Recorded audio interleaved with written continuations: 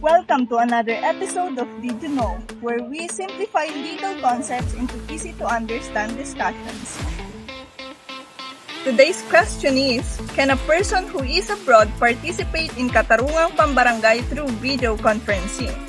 Let's find out! Generally, video conferencing is not allowed in Katarungang Pambarangay when the other party is abroad. It is in accordance with the Section 415 of the Republic Act 7160, otherwise known as the Local Government Code of 1991.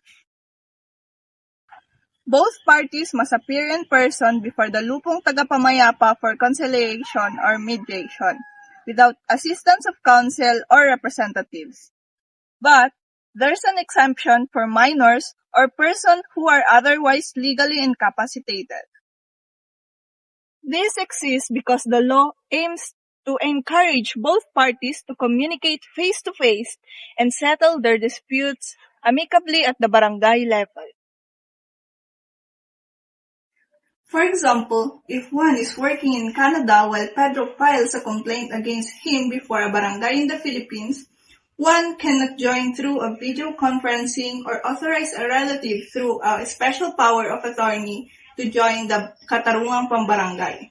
The law requires both parties' personal appearance. These alternatives does not qualify the requirements.